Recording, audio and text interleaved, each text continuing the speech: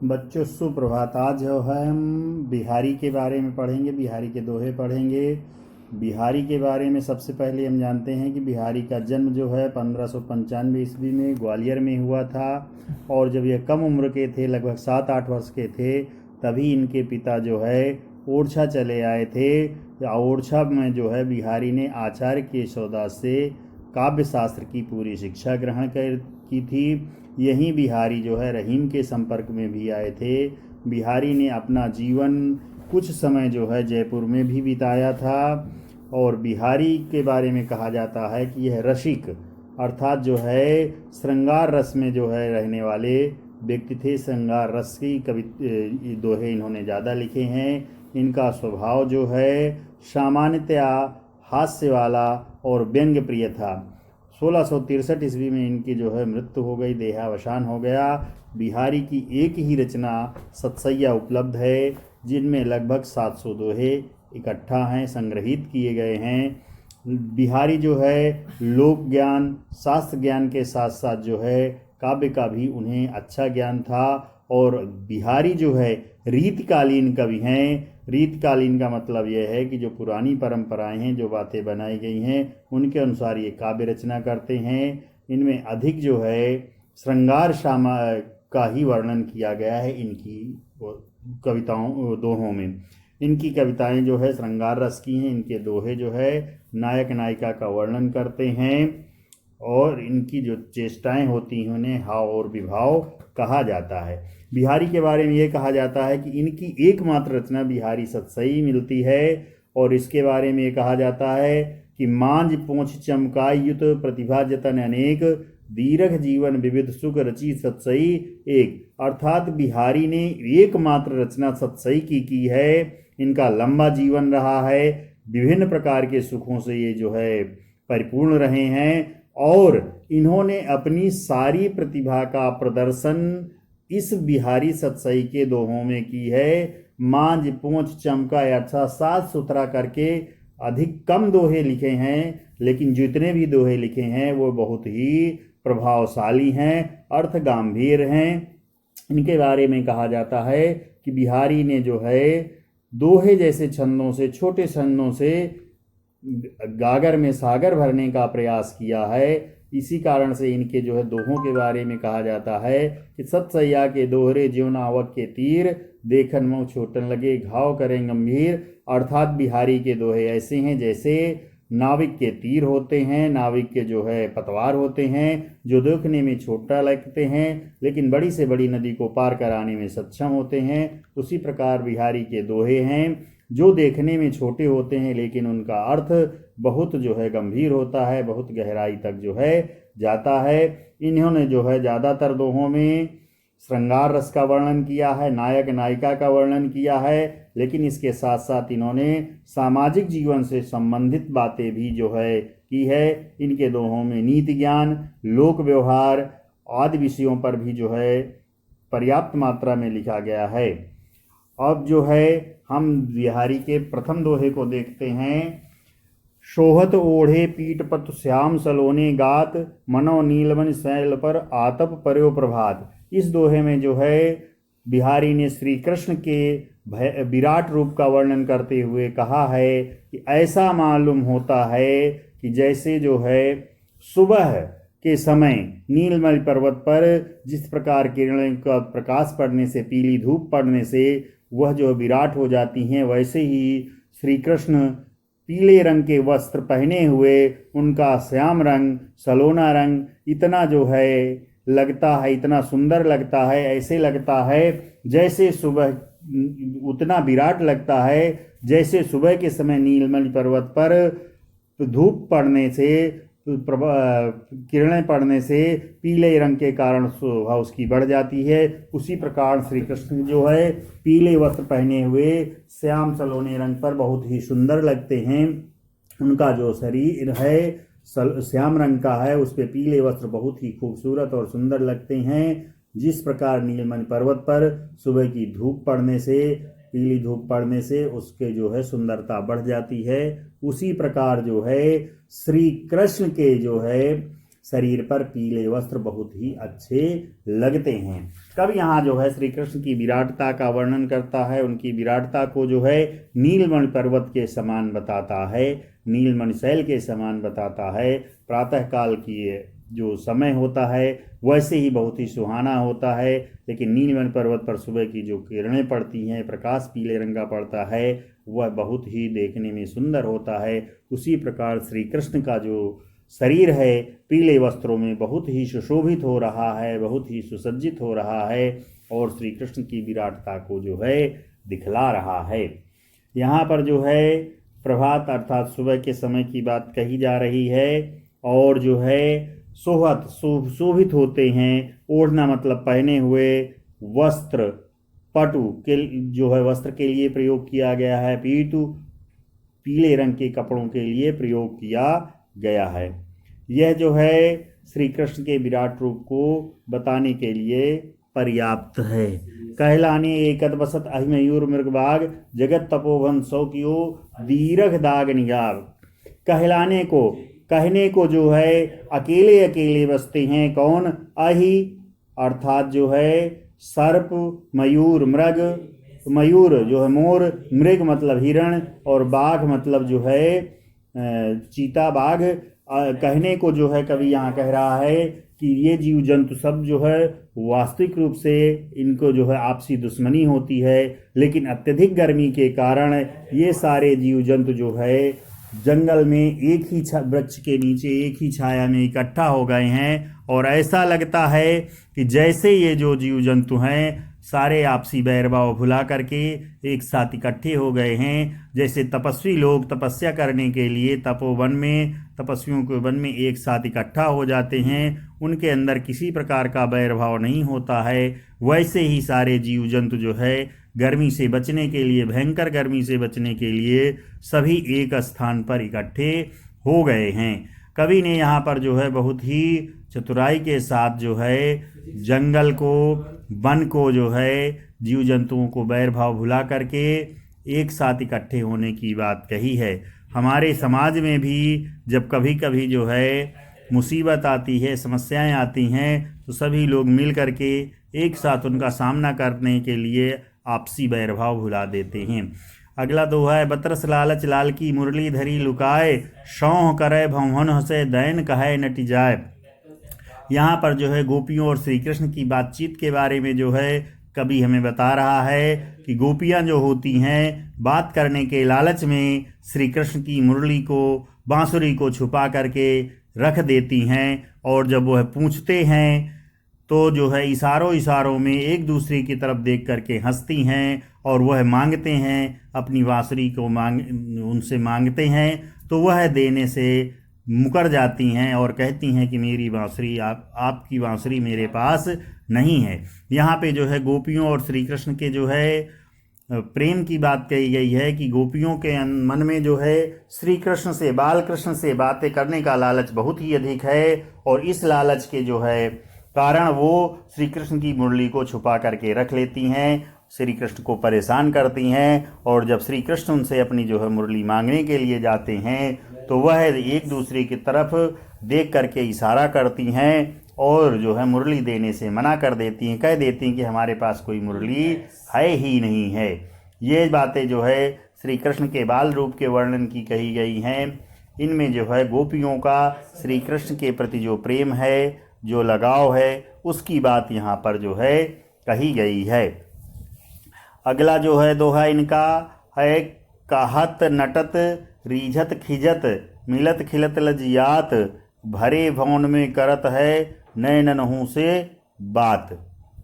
अर्थात जो है कहता है, कहते हैं, नटत नाटक करते हैं, रीझत रीझते हैं, खिजत खींचते हैं, मिलत मिलते हैं, खिलत खिलते हैं, लज्जियात लज्जा करते हैं, भरे इकट्ठे जहाँ पर बहुत लोग हैं, भवन मकान में, करत है करते हैं, नैनन हूँ नैनों से सब बात, सारी बातें।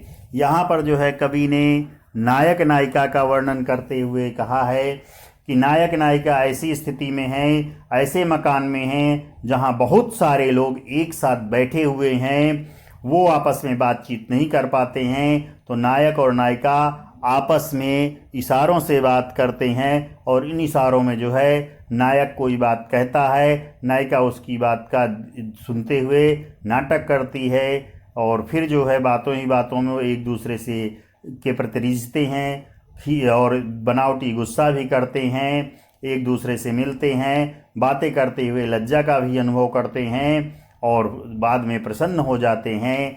और इस प्रकार से जो है भरे भवन में, ऐसे मकान में जहाँ पर सभी लोग हैं, वहाँ पर ये सारी बातें जो है नायक नायिका के बीच में होती हैं। यहाँ पर जो है बिहारी ने बड़ी खूबसूरती के साथ बताया है कि सभी लोगों की उपस्थिति में नायक और नायिका किस प्रकार बात कर सकते हैं, इसका जो है वर्णन जो लेखक ने कवि ने किया है कि नैनों के इशारों से, संकेतों के द्वारा जो है नायक नायिका सारी बातें कर लेते हैं और किसी को इस बात का पता भी नहीं चलता है कि इन दोनों के बीच में क्या बातें हुई हैं। ऐसी स्थिति जो है नायक नायिका के सामने है कि वो खुल करके बात नहीं कर सकते हैं। इस कारण से वो संकेत से बात करते हैं और बातों ही बातों में एक दूसरे के प्रति जो है रिझते भी हैं, बनावटी गुस्सा करते हैं, नाटक करते हैं और दिखावा करते हैं, लेकिन वास्तव में उनकी बातें, प्रेम की जो बातें हैं वो दोनों की एक साथ होती रहती हैं। बैठ रही यति सघन वन पैठ सदन तन माह, देख दोपहरी जेठ की छाहों चाहत छाह। यहाँ पर जो है कवि ने भयंकर गर्मी का वर्णन किया है, जेठ महीने की गर्मी का वर्णन किया है। सामान्यतः जेठ महीना जो है मई के अंत और जून के जो है आधे समय तक रहता है। इस समय में गर्मी बहुत ही अधिक हो जाती है।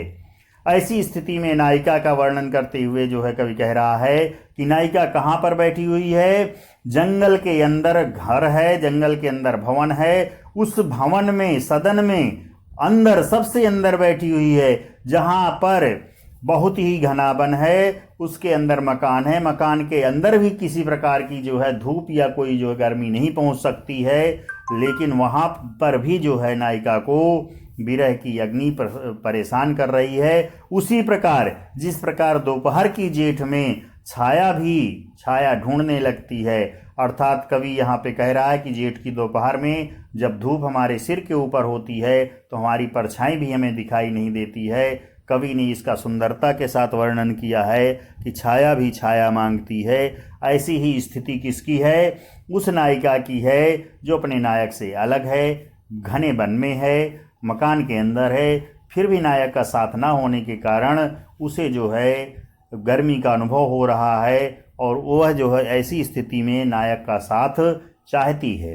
लेकिन कवि ने जो है यहाँ पर जेठ महीने की गर्मी का बड़ी चतुराई के साथ जो है वर्णन करते हुए बतलाया है कि जेठ की दोपहर बहुत ही अधिक गर्मी वाली होती है और इस गर्मी से सभी लोग बचना चाहते हैं, यहाँ तक कि छाया भी अपने बचने का रास्ता ढूंढती है, प्रयास करती है।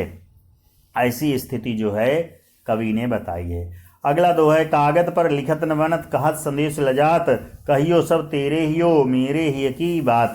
यहाँ पर कवि ने जो है ऐसी नायिका का वर्णन किया है जो अपना संदेशा ना तो कागज पर लिख सकती है, ना किसी को बता सकती है, क्योंकि जो है कागज पर लिखने पे उसको लिखना नहीं आता है। किसी दूसरे से जो है मौखिक संदेश कहती है तो उसे लज्जा आती है, इसलिए वह अपनी दूती से, सखी से या उस माध्यम से जिसके द्वारा वह अपने प्रेमी तक जो है संदेशा पहुंचाना चाहती है, उससे कहती है कि जा कर के मेरे नायक से कह देना कि जो तुम्हारे मन में प्रेम की भावना है वैसा ही प्रेम मेरे मन में है। और यह दूती से वह नायिका कहती है कि तुम्हारे यह कहते ही नायक जान जाएगा कि मेरे मन में नायक के प्रति किस प्रकार का प्रेम है।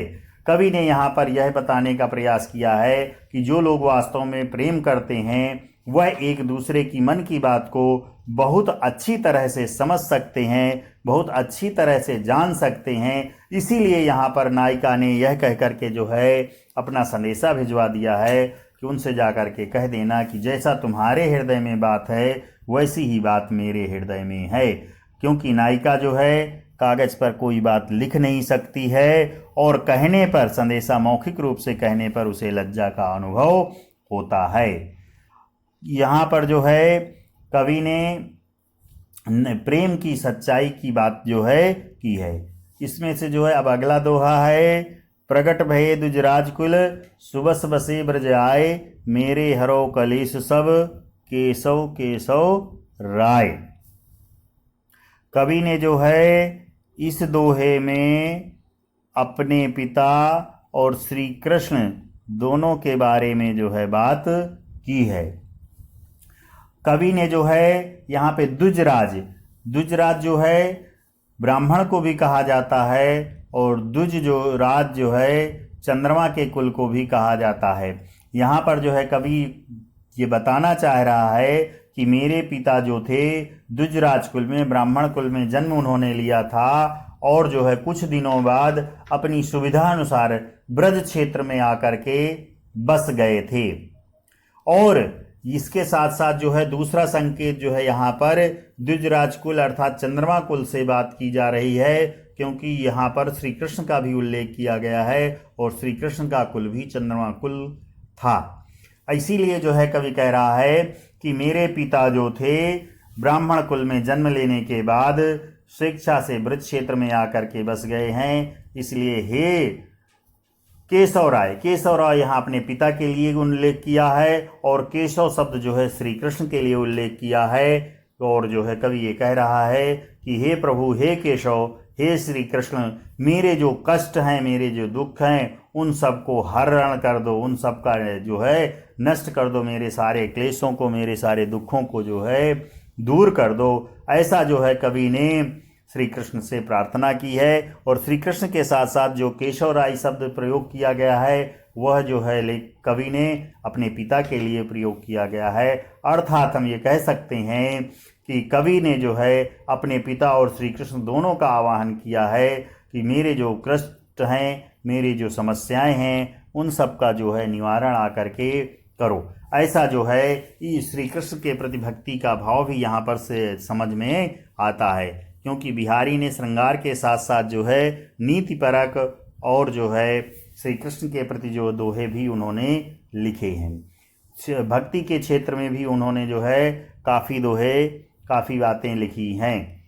और जो है इसी क्रम में कवि का जो अगला दोहा है वह इस प्रकार है, जपमाला छापे तिलक, सरय न एकौ काम, मन कांचे नाचे वृथा, साचे राचे राम। अर्थात जो है इस कवि में, इस दोहे में कवि ये कह रहा है कि जपने की माला लेने से कोई लाभ नहीं है, तिलक लगा लेने से, छापा तिलक लगा लेने से, 3 तिलक लगा लेने से कोई काम होने वाला नहीं है, क्योंकि ऐसा जो दिखावा करने वाले हैं, जो आडंबर करने वाले व्यक्ति हैं, वो वास्तव में राम के सच्चे भक्त नहीं होते हैं। ऐसे लोगों से एक भी काम नहीं होता है। एक काम ना होने का मतलब यहाँ भगवान की भक्ति का कोई भाव इनके मन में नहीं होता है। यह मन से कच्चे होते हैं और इनका दिमाग, इनका मन वृथा अर्थात झूठे कामों में, जिन कामों का ईश्वर की भक्ति से, राम की भक्ति से कोई लाभ नहीं, लेना देना नहीं होता है, उन कामों में यह व्यर्थ होते हैं। क्योंकि साचे राचे राम, क्योंकि राम जो है सच्चे मन में ही बसते हैं। राम किसी झूठे मन में या झूठे कामों में, दिखावा में नहीं रहते हैं। ईश्वर को पाने के लिए सच्चे मन से ही उसका स्मरण करना जरूरी होता है। कवि ने यहाँ पर जो है वाह आडंबर, दिखावा, तिलक लगा करके भगवान की भक्ति का ढोंग करने वाले लोगों को जो है सचेत किया है कि इन सब कार्यों से ईश्वर की प्राप्ति नहीं होती है। ईश्वर की प्राप्ति के लिए जो है मन का साफ सुथरा और सच्चा होना बहुत आवश्यक है। यदि मन साफ सुथरा और सच्चा नहीं है तो कोई भी जो है ईश्वर को प्राप्त नहीं कर सकता है। इस जो है दोहे के द्वारा कवि ने वास्तविक भक्ति की बात कही है। दिखावे का उसने जो है मना किया है कि दिखावा करने से कोई लाभ नहीं है। और इन सब के बाद जो है बिहारी के दोहों में जो है इनको हम ये देख सकते हैं। नमस्कार नमस्कार, खत्म कीजिए। धन्यवाद। आपका दिन मंगलमय हो।